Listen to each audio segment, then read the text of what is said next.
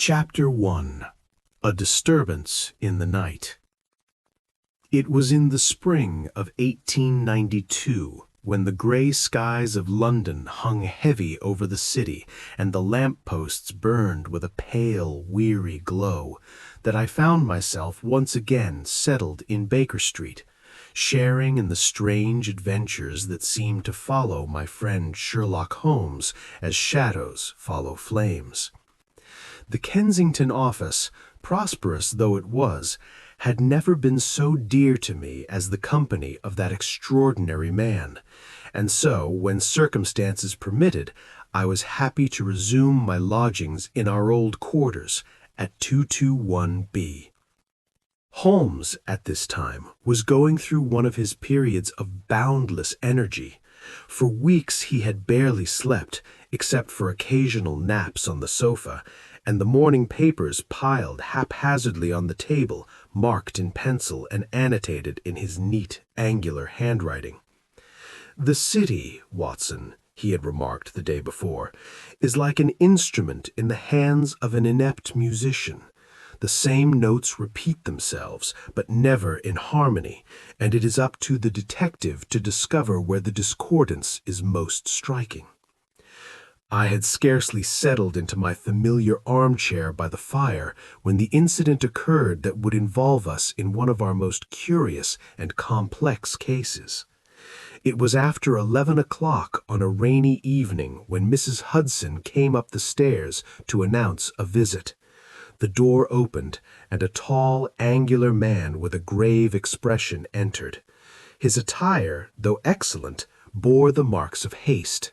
His coat was stained with rain, his gloves still damp, and his features betrayed both fatigue and anxiety. "My name is Sir Reginald Musgrave," he said, bowing slightly, "and I have come to see you about a matter which, I fear, may soon exceed the resources of the ordinary police." Holmes, who had been reclining on the sofa with his long fingers tucked under his chin, rose briskly and indicated a chair to our guest. His piercing gray eyes scanned the man's face with that rapid examination which always reminded me of the invisible pages being turned in a vast book devoted to human nature. "You are distraught, Sir Reginald," Holmes observed in a low voice. "You have not eaten today, nor slept last night. The matter is serious, and yet without immediate violence, otherwise you would have informed the court before coming here. You are a musician by inclination, but not by profession, and it is about this, strange as it may seem, that you have contacted me." Our visitor jumped. "You surprise me, sir. How could you—" Holmes gestured with his hand. "The dust on your cuff is rosin, like that used by violinists. Your gait betrays the stiffness of someone who has spent many hours playing, but your nails and fingers don't have the hardened ridges of a professional musician. So you are an amateur gentleman with serious inclinations. Please continue." Sir Reginald gave me a look that was half admiring, half additional, then began his story. "I have come not for myself, Mr. Holmes, but for my daughter, Clara. She is a talented violinist, and her playing is the pride of our house. Yet in recent weeks a strange and sinister event has occurred. Every evening when she retires to practice, a faint but distinct echo is heard. Another violin answers hers, though no human hand touches the strings. The servants are worried, rumors of hauntings are spreading, and my daughter herself has become pale and withdrawn. Last night the matter took a further turn. The instrument itself was found on the floor of her room, the strings cut, even though the door was locked and no intruder had been discovered." I could not suppress a murmur of astonishment. Holmes, however, merely inclined his head. "An invisible hand playing a duet with your daughter, and strings cut by invisible means," he said softly. "Yes, Watson, that promises to be interesting. Tell me, Sir Reginald, where does your family reside?" "At Musgrave Hall, near Hampstead." Holmes' eyes shone with that peculiar gleam, which I knew betrayed his eagerness to pursue the hunter. "Then, Sir Reginald, you can expect us tomorrow, for there is more to this than superstition. The silent violin, Watson, is not ghostly music, but the opening of a darker score. Let us see if we can read the notes correctly." That night I couldn't sleep because of the strange images evoked by Sir Reginald's story, the lonely manor, the echoing notes of phantom music, and the pale figure of a young woman with her violin. I was then far from suspecting the depth and danger of the currents into which we had stumbled. Chapter 2. The Client's Complete Story. When I awoke the next morning, the rain had tired London and left its tattered rags on the streets, so that the pavement gleamed like tarnished tin, and the awnings dripped slow, persistent drops from their corners. Holmes was already awake. I found him in his dressing gown, like a burnous on his rudimentary frame, standing at the window, morning newspaper in one hand and magnifying glass in the other, scrutinizing the blue sky as if a number could be read there. "You will notice, Watson," he said without turning around, "that London has kindly washed its face. This bodes well for footprints, if we are lucky enough to have walkways at Musgrave Hall." I confessed that such delicacies had not factored into my calculations. Mrs. Hudson had brought breakfast, and Holmes ate it with the absent relish of a man whose mind eats while his body remembers to chew. He had barely begun to break off one of those rolls that our landlady makes with almost continental pride, when there was a sharp knock at our door, and the telegraph office boy slipped into the room, his hair plastered to his forehead. Holmes tore open the envelope. "From Sir Reginald," he murmured. "No, look at the handwriting, not the same as last night's. From Clara Musgrave. His eye lit up, and he tossed me the form. "Mr. Holmes, father went to the manor early to receive you. I implore immediate assistance. Music could still be heard between 2 and 3 in the morning, faint like a memory. I am not ill, and yet I tremble so much that I cannot hold my bow without shaking. C.M." Holmes folded the form over his long fingernail. "Between 2 and 3 o'clock. Curious. The hour when nerves are on edge, but also the hour when the city's vibrations subside to a minimum. A murmur then carries like a shout at noon. Have you noticed, Watson, how the silence of London between 2 and 4 o'clock resembles an assembly in awe? A violin played at that time would carry far, even from a weak hand."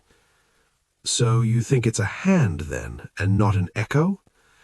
"My dear friend, the echo is one of nature's simplest liars. It repeats without understanding. Our ghost, I suspect, understands a great deal." He rang for Mrs. Hudson, asked her to make sure a taxi was immediately sent to Euston, and then, with that strange elasticity of mind which captivated me as much as his genius, he stopped on a completely different thread, lifted the corner of a newspaper, sniffed the air above it, and smiled. "Watson, what did you think of our postman last week?" "I won't say anything particularly remarkable. On the contrary, the man is in love." I burst out laughing. "Holmes!"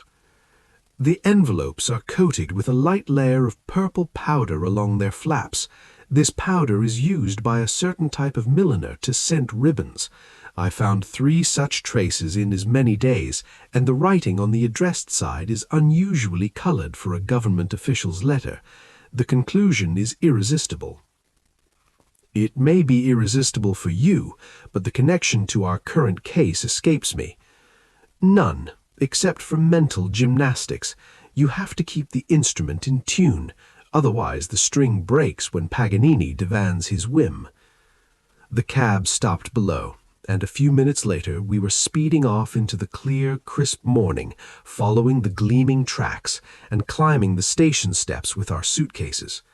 The train to Hampstead, where the suburbs were already overrun with brick and ambition, dropped us off within the hour. A gleaming, immaculate carriage with a fine-boned bay horse between the shafts, with a groom inside sporting the Musgrave livery on his sleeve. "Excuse me, gentlemen," he said, touching his cap, "but Sir Reginald asked me not to waste any time. This way, please."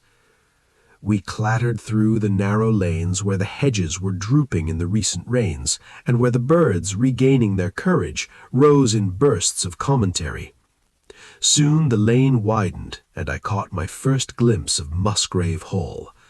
It stood on a slight rise, a long grey stone facade with mullioned windows and a central portico, an English house in the late Georgian style, but with an air of old age clinging to its bones, like lichen clinging to rock. A cupola, green with age, rose above the centre-line of the roof, and a row of elms filed past on either side of the gravel path, like veterans on parade. A tall man descended the steps before we came to a complete stop. Sir Reginald looked fresher after his anxious night, the way some men look fresher before a duel. He greeted us with a solemn hand. "I am grateful for your promptness, Mr. Holmes. Dr. Watson, your name is familiar to us." He led us inside, and at a glance I took in a generously sized room, a dark and shiny floor, portraits in sober brown tones, dear to our grandfathers, and at the far end a case containing 2 antique vials suspended like 2 twin old men in conversation.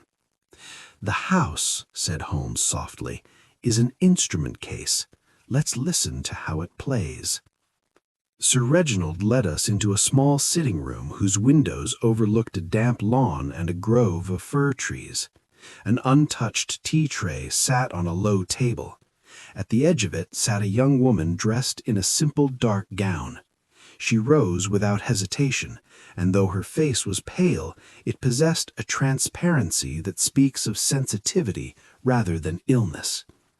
Her eyes, a darker shade than her hair, were of the kind that absorb more light than they give off.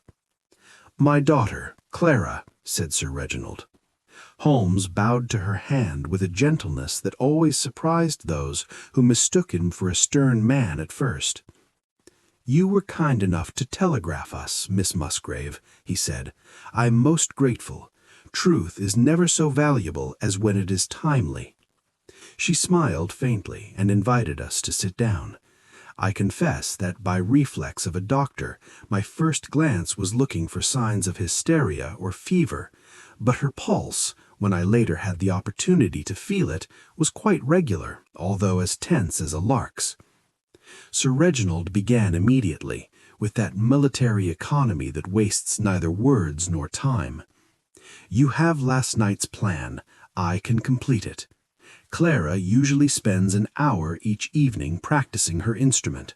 3 weeks ago, while she was studying a passage from Ries—" "The concerto in E-flat," interjected Miss Musgrave, and a delicate color appeared on her cheeks.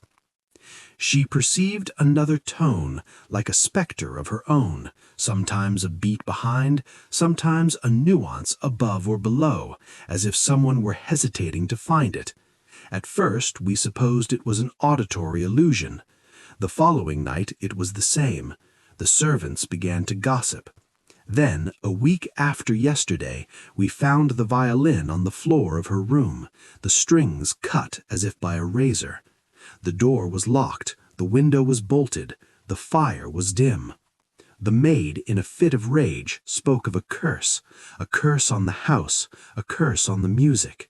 I should have dismissed that woman, but Clara begged for mercy." "It was panic," Miss Musgrave said simply. "She's been with us for many years."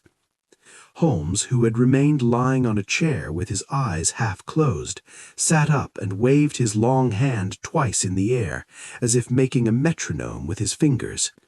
"And last night?" he asked. "The same faint music, but not mine. It came from the wall or the floor, or even the air, Mr. Holmes. It seemed to answer me. I finally laid down my bow and couldn't play at all." "You were afraid." "I was ashamed of being afraid," she replied. Holmes' eyes grew slightly warm. "That's better," he said. "Who sleeps in the rooms adjoining yours?" he asked, turning to Sir Reginald. To the west, the small, empty blue room. To the east, the corridor, and then the library. Downstairs, the living room. Above, a storage room. The household: Mrs. Pruitt, my housekeeper; Evans, the butler; a cook and 2 maids; a boiler-room boy; and Mr. Felix Coram, Clara's music teacher, who occupies a room on the north landing when he spends the night there. Holmes' gaze sharpened. Mr. Coram, a professional violinist? "A professor and composer of short pieces," said Miss Musgrave. "He is from Prague, and his playing is very gentle, even very powerful." "Foreigners don't harmonize well with English houses," murmured Holmes. "They introduce chromatic passages where a simple chord would suffice." Sir Reginald bristled, but Clara raised her hand. "Mr. Coram is very suitable, sir, and he has been of great service to me." "Use, yes," said Holmes. "And you, how long have you been under his direction?" "Almost a year." "Will we see him?" "If you wish. He is expected this afternoon." Holmes stood up. "We will first look at the scene of the mutilated instrument." His mouth tightened on the last word, as if it offended him.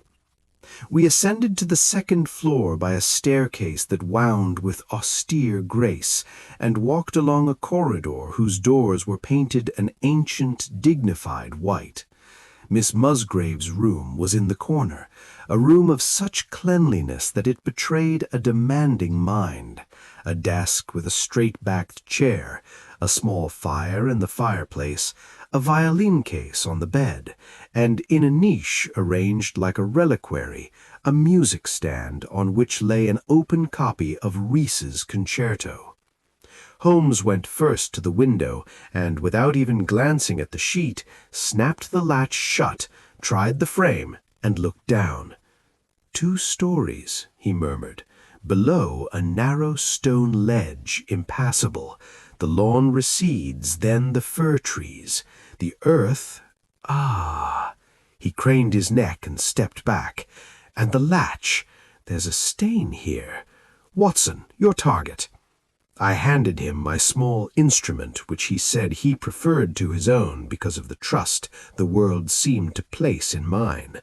He touched the faint spot with his fingernail, examined it, then, with this sudden animation which Jeremy Bentham himself could not have equaled when he discovered an empirical truth, he took a folded piece of paper out of his pocket and rubbed it with his fingernail. "Resiny," he said, "and yet not rosin. Gum arabic, I'd say, with a hint of oil, perhaps sweet almond, a preparation used by some restorers to tighten the joints in wood." He glanced around the room like a cat. "This is a house that has benefited from a restorer's touch. Where, Miss Musgrave, do you keep your violin when you're not playing?" "In the case on the bed, Mr. Holmes." He approached it and paused.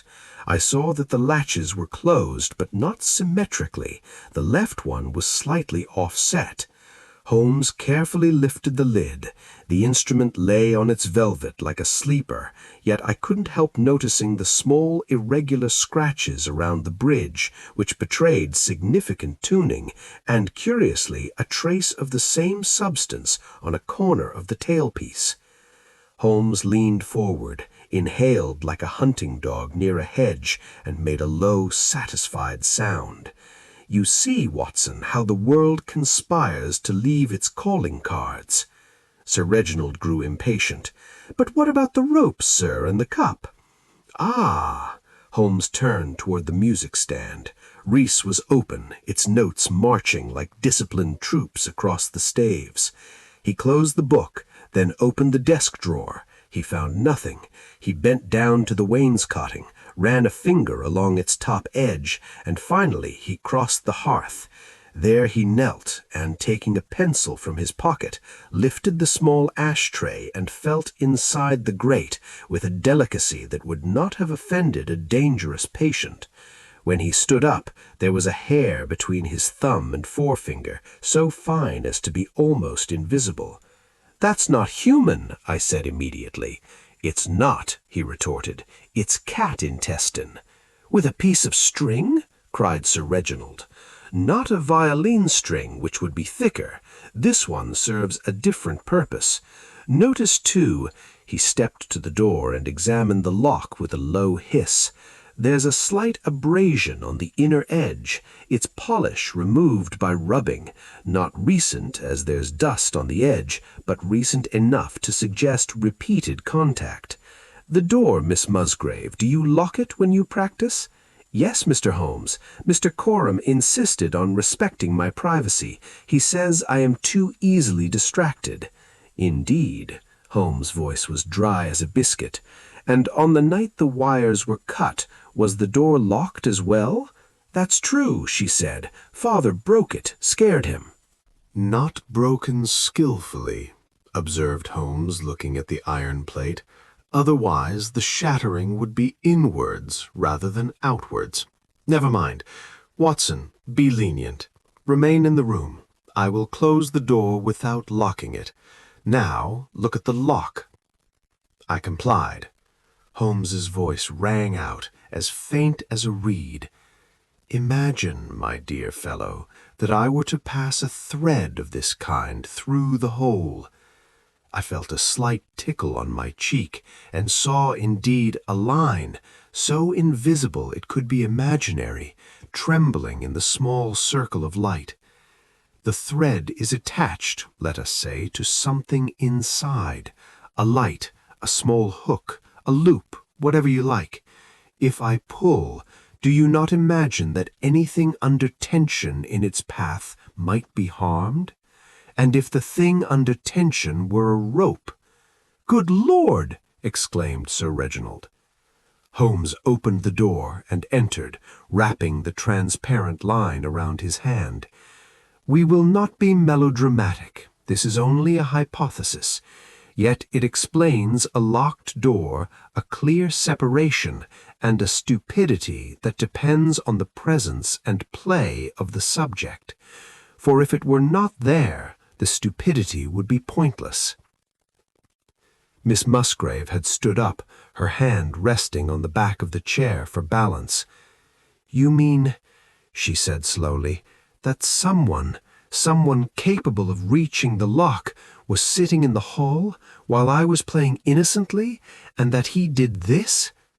Her voice did not break, but in the silence that followed, the little clock on the mantelpiece ticked with indecent assurance. Holmes's face softened, not with pity, but with inner resolve.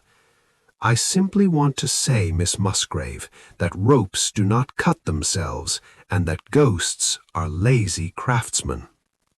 He then paced back and forth, once to the window, again to the wall shared with the library, and once to the hearth, where he lifted and replaced the ashtray with the meticulousness of a sacristan. He felt the floor with the palm of his hand, listened, tapped, and then straightened up as if some inner decision had been made. "Sir Reginald," he said, "if we are the most troublesome to your house, we will cause you the least worry. I shall need 2 meters of fine silk thread, a small mirror, some thin wire like for hanging pictures, and permission to examine your library carefully. Dr. Watson and I would also be delighted to spend a few minutes with your butler." "Evans?" Sir Reginald rang. "He is discretion itself." A serious-looking man with a crooked face, about 55 years old, then appeared with that impersonal politeness that good butlers wear like silver. Holmes asked him in his gentlest manner for the keys to the cupboards and library cabinets, the schedule of the servants' evening movements, and whether any workman had stayed in the house during the previous month. "Only Mr. Snipes, sir," said Evans. the village carpenter. He fixed a window in the blue room, and, excuse me, sir, the hinge on the little bookcase that was sticking. And then, one afternoon last week, Mr. Coram had a gentleman with him, an instrument maker, I think, who looked at the old vials in the hall cabinet and said things that made me blush, they were so passionate about wood.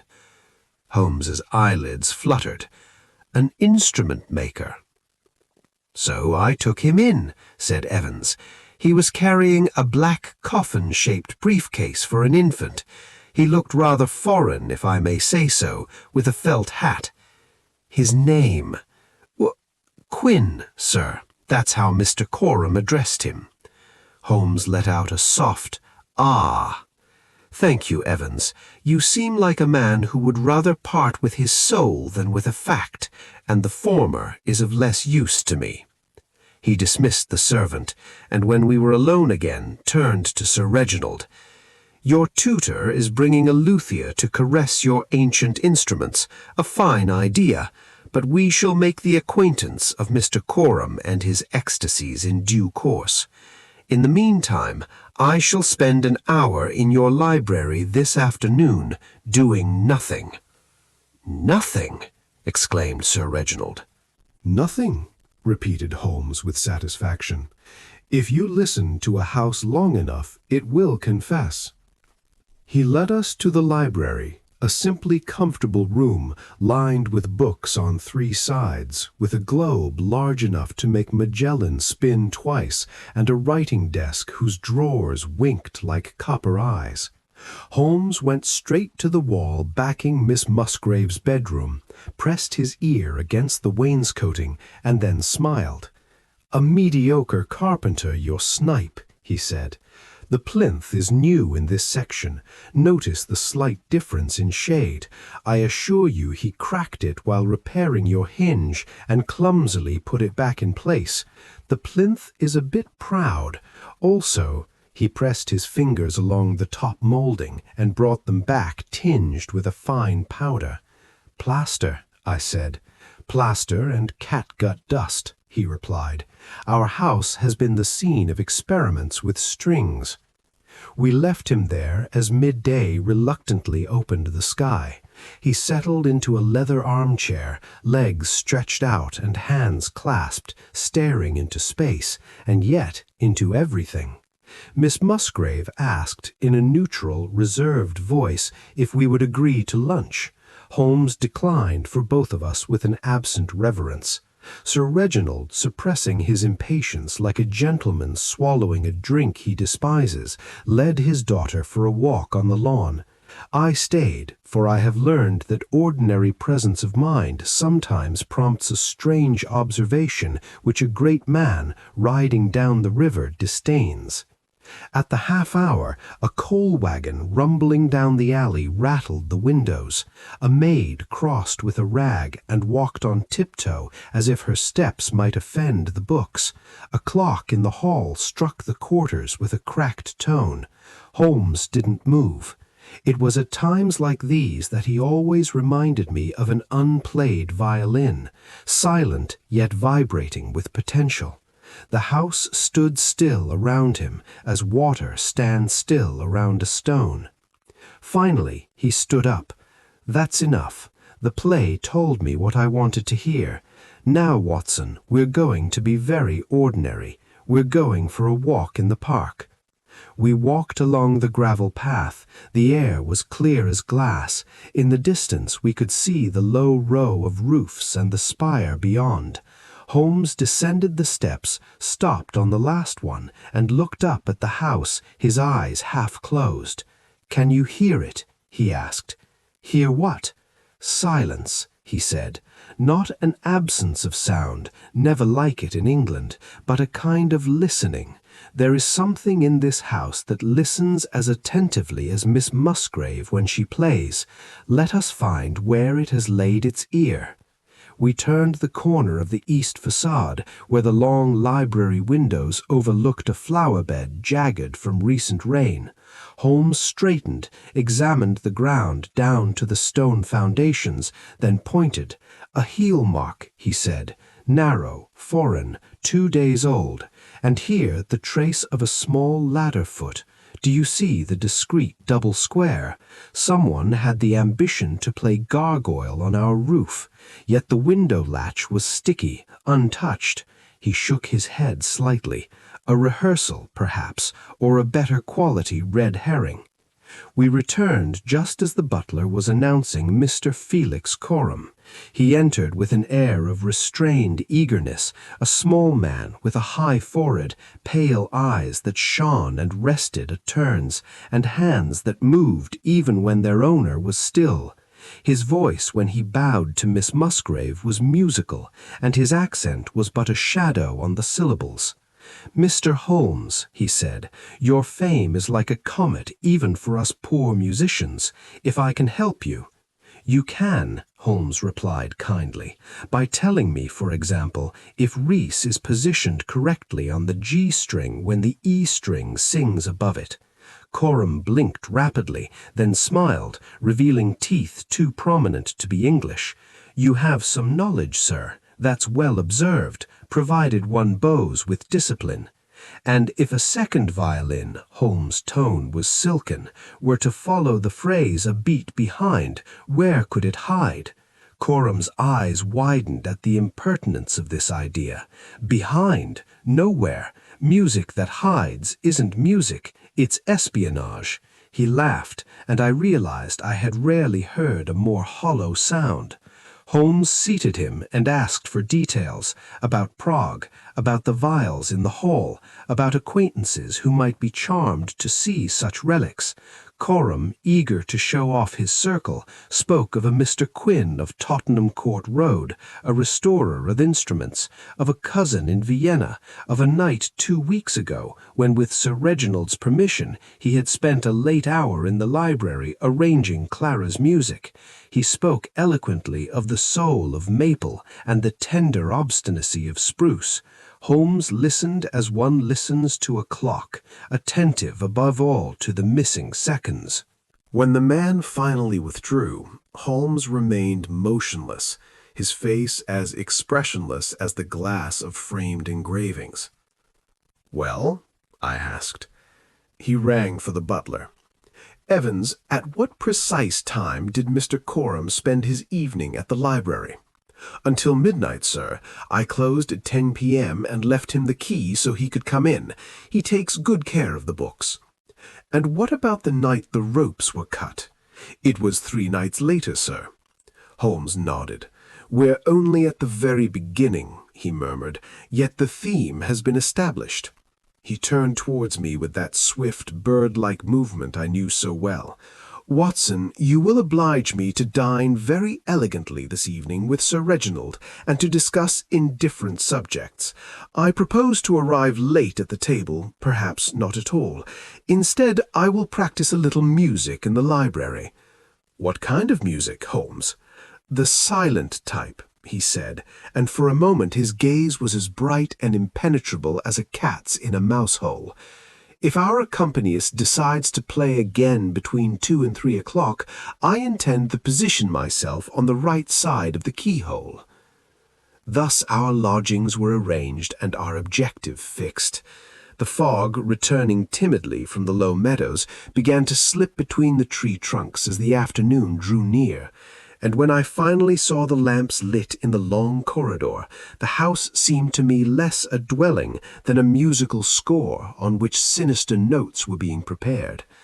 Holmes disappeared after tea, with a roll of silk thread in his pocket, and that small mirror with which I had once seen him signal an accomplice from a dark room opposite. I did not see him again until the clock hand was nearing midnight. Yet I slept little that night, thinking of that keyhole and the strings of a violin trembling on the edge of an unseen blade. Chapter 3. Shadows in the Library. Dinner at Musgrave Hall was, in my eyes, a curious affair. Sir Reginald, ever a courteous host, was engaged in lively conversation about politics and the upcoming theatrical season, while his pale and dejected daughter sat listlessly, her fork moving aimlessly. Mr. Coram, seated to his left, was pouring forth a torrent of observations on the merits of various composers, from Haydn to Dvorak, yet his discourse struck me as too ornate, too hurried to impress. Holmes was absent, having excused himself on the pretext of fatigue, but I knew perfectly well that he was huddled in the library, his slender figure blending into the shadows, his ear straining for secrets that ordinary mortals might never perceive. I confess I did my best to fill the void left by his absence. I spoke of my practice, of strange cases of illness, and even of a medical expedition to the Afghan border. Sir Reginald listened sympathetically, Miss Musgrave smiled faintly now and then, and Coram chimed in with that quick interest of a man who wishes to appear company, whose mind is half elsewhere. Throughout the meal I couldn't help but feel that his gaze, pale as wet ink, lingered too often on Miss Musgrave's hands, her long, delicate fingers, the very fingers of an artist. When we finally rose, Sir Reginald suggested a game of whist, and I gladly took my place. Clara excused herself early, pleading fatigue, and I couldn't help noticing the relief with which she left the room, Coram's gaze following her like a shadow refusing to be abandoned. At 11 o'clock, the party dispersed, and Sir Reginald personally escorted me to the room reserved for my rest. It was a large plain room, situated on the west side of the house, with heavy curtains and a wide four-poster bed. Despite all this comfort, I remained awake. A draught crept under the window-sill, and the house, this majestic old building, seemed to breathe and stir, as if a restless spirit moved through its corridors. The clock struck midnight with a dull thud. Then the silence thickened until it felt almost oppressive. I thought of Holmes, waiting alone in the library, and wondered about the patience required for such a vigil. It must have been nearly midnight when I got out of bed, wrapped myself in my dressing-gown, and resolved to join him. I cautiously crossed the dimly lit corridors. The lamps were dimmed, and the carpets muffled my footsteps. Everything was silent, except for the occasional creak of a floorboard, or the whisper of wind at the window. As I approached the library, I glimpsed a faint sliver of light beneath the door. I opened it gently and slipped inside. Holmes was sitting in a deep leather armchair, his long frame leaning forward, his chin resting on his hand, his gaze fixed intently on the baseboard of the far wall. Without even glancing at me, he raised a finger to demand silence. The room was perfectly silent. The fire had shrunk to a bed of embers, which glowed like grumpy eyes in the fireplace. A faint draught drifted through the chimney, and once or twice the crackle of a fresh ember broke the silence. Then, so faint that at first I thought it was my imagination, I heard it. It was a sound like the light touch of a bow on a string, nothing more than a whisper, wavering, hesitant, and yet undeniably the voice of a violin. The hair on the back of my neck stood on end. It wasn't coming from the room upstairs, where Miss Musgrave had long since retired, but from within the very walls. The note trembled, wavered, then ceased. A silence followed, then another ghostly note, as if an unseen hand were trying to coax a melody from silence itself. I watched Holmes with admiration. His eyes shone in the dim light, but his face was calm, the very mask of concentration. He made another gesture to stop moving. The ghostly notes continued for several minutes, broken, uncertain, then faded away completely, leaving behind a silence more unsettling than the sound before. Holmes rose silently, went to the wainscoting on the east wall, and pressed his ear to it. He remained like that for a full minute, his body stiff, his face alert. Then, with a swift movement, he tapped the wood twice, lightly and rhythmically, like one musician answering another. There was no reply. He finally turned towards me, his lips curved in that particular smile that I had learned to associate with the smell of discovery. "Did you hear it, Watson? As clearly as I hear your voice now. What devilry is this, Holmes? Music deep within the house?" "Not devilry, my dear fellow, but cunning, and clumsy cunning at that. Let's go get some fresh air." He took a lantern, and we went down together onto the lawn. The night was cold and icy, the moon piercing the ragged clouds and silvering the grove of fir trees. Holmes led me to the east side of the house, under the library windows. The ground was damp, and in the beam of the lantern I could make out several prints, the square marks of a ladder's feet, and beside them the narrow imprint of a man's boot. "You see, Watson," said Holmes gently, "our phantom violinist is plumper than phantoms usually claim. Observe, the ground is freshly turned. This ladder was placed here 2 nights ago. And here, notice the peculiar toe mark, sharp and pointed. Foreign make, I wager. Prague, perhaps." I stared at him stunned. "You don't mean Coram?" "Patience, Watson. A violin can be tuned in many ways, but one must listen to the entire piece before judging its key." We went back inside, and Holmes resumed his watch, this time with a satisfied air, as if the spectacle had reached its climax. I dozed off in the chair opposite, waking with a start when the clock struck 2, then 3, but no other sound disturbed the night. Finally, Holmes stood up, stretched his long limbs, and declared himself satisfied. The audience sang, Watson, and I noted their notes. Let the rest of the score unfold its own pace. For now, let us sleep.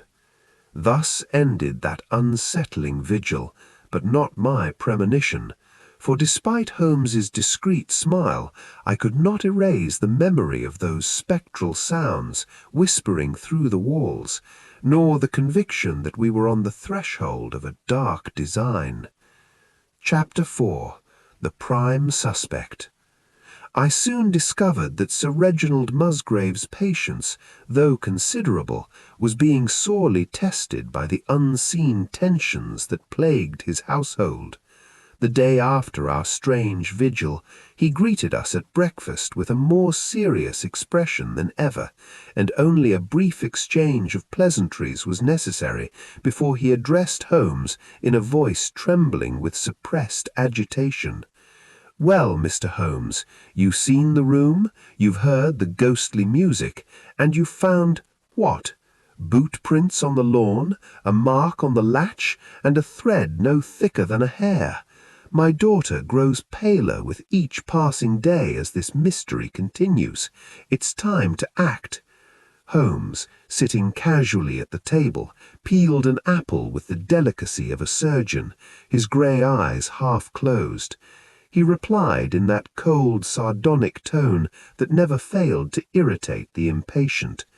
"Sir Reginald, to act without knowledge is as futile as a bow without strings. Believe me, I am not idle. Already the music is becoming less ghostly. Soon we will hear it in the flesh."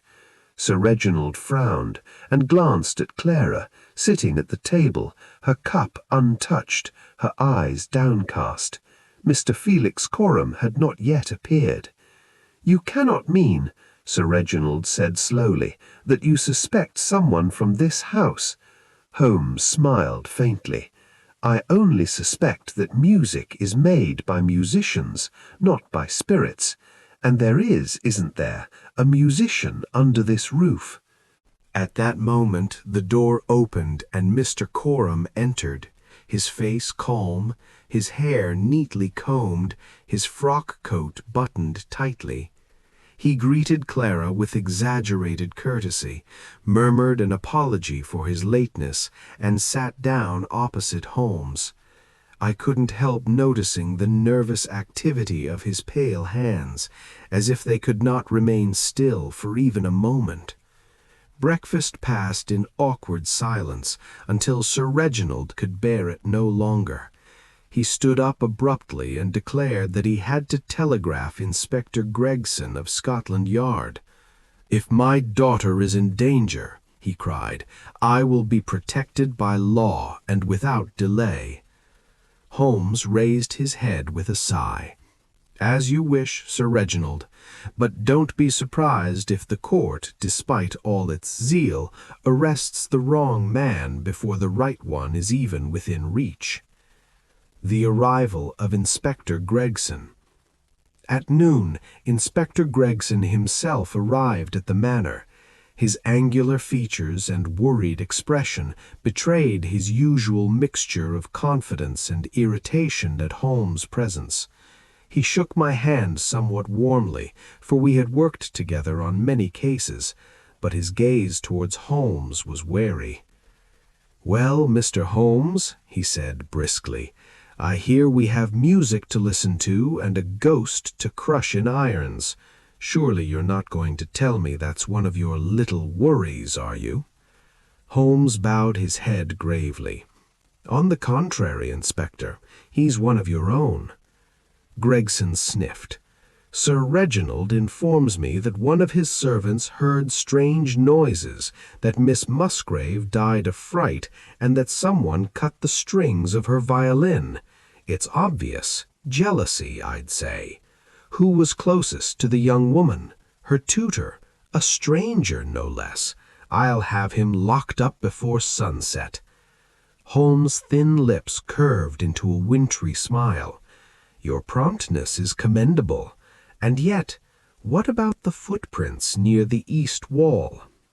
"It's crystal clear," Gregson exclaimed. "This guy sets up a ladder, climbs to his window, and plays his tricks. If he's not guilty, I'll eat my baton."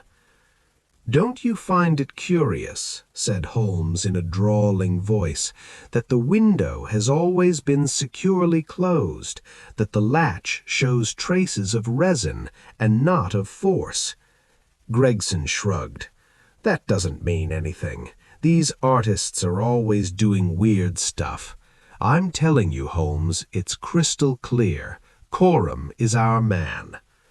Clara, who had been listening with growing distress, stood up and faced the inspector with quiet dignity.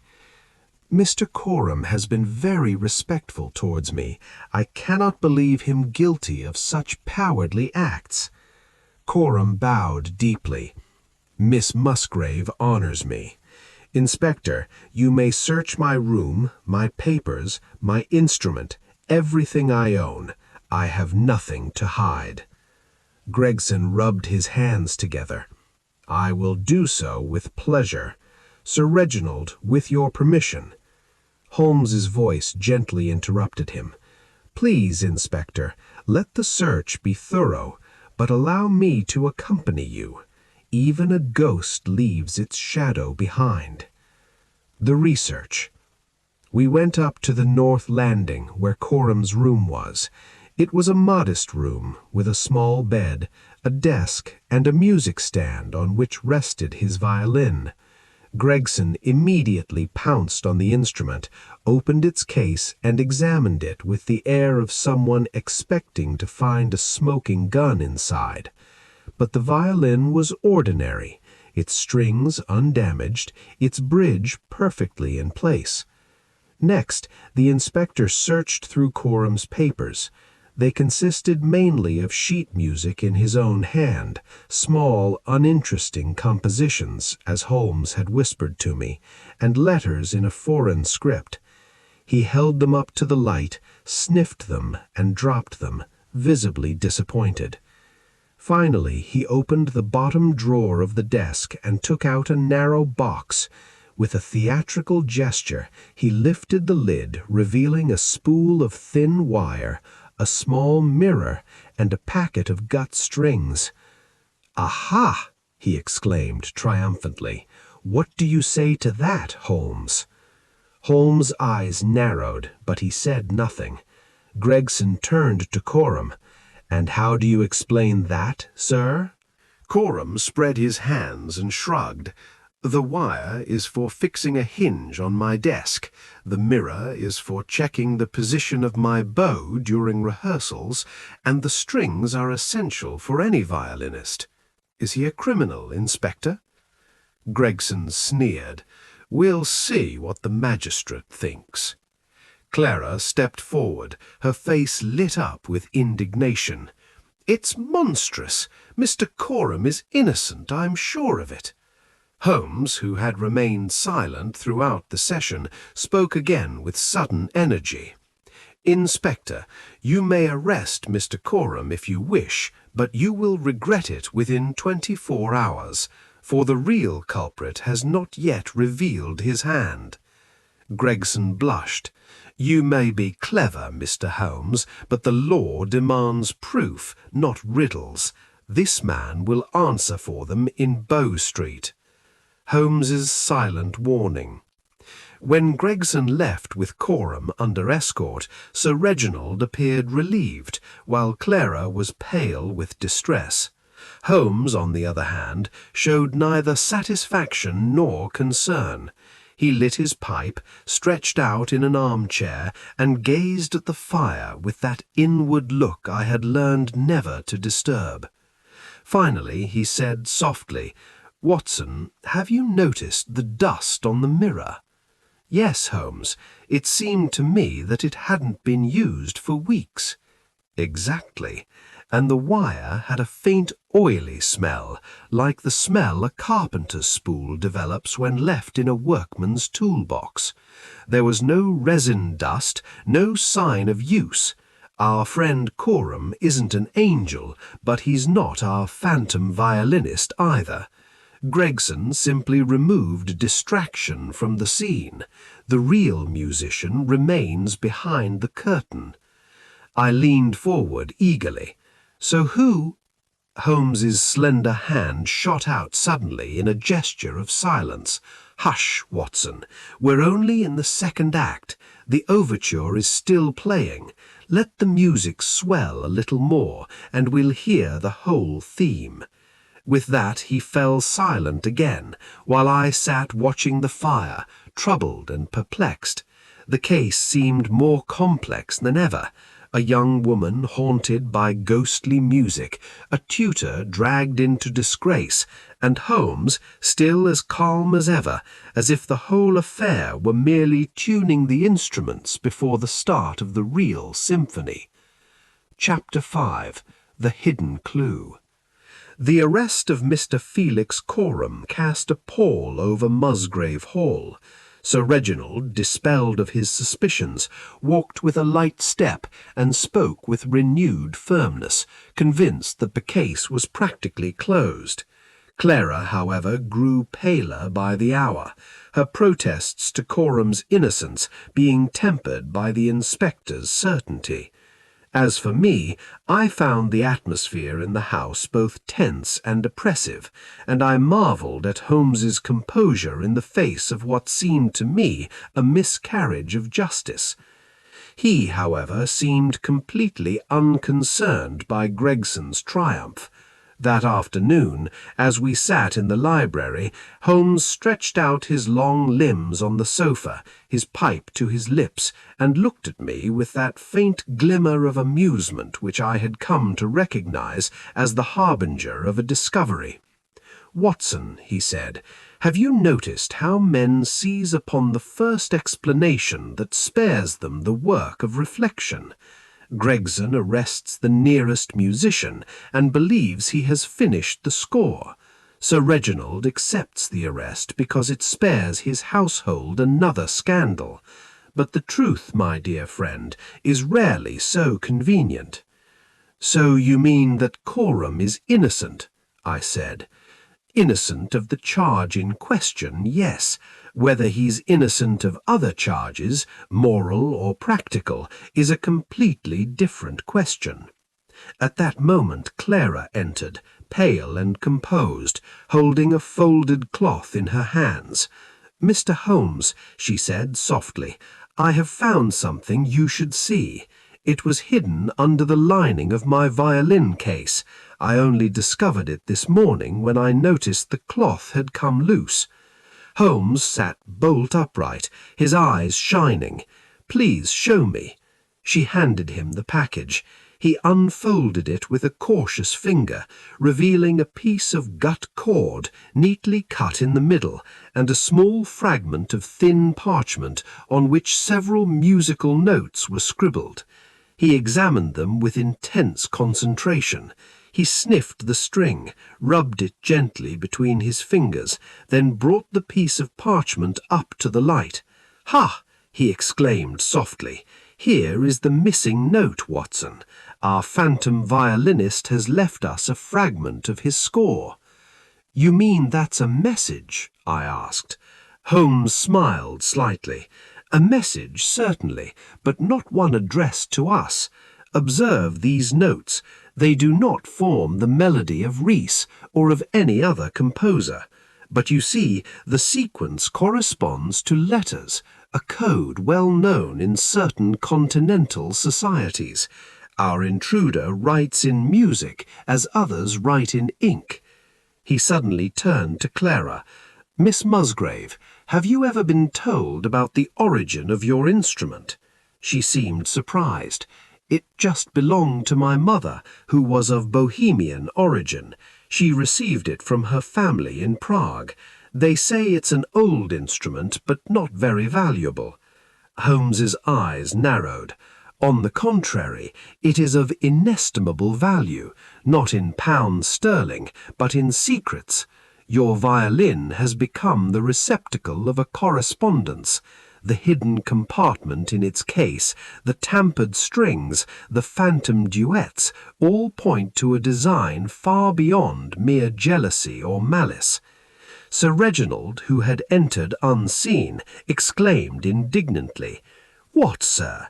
Do you mean to say that my daughter has been turned into a tool by conspirators, that her very music has been misappropriated to cover up some infamity?" Holmes bowed his head gravely. "I'm afraid so. And cutting the strings wasn't an abusive act, but a warning, a signal that someone had intercepted the message.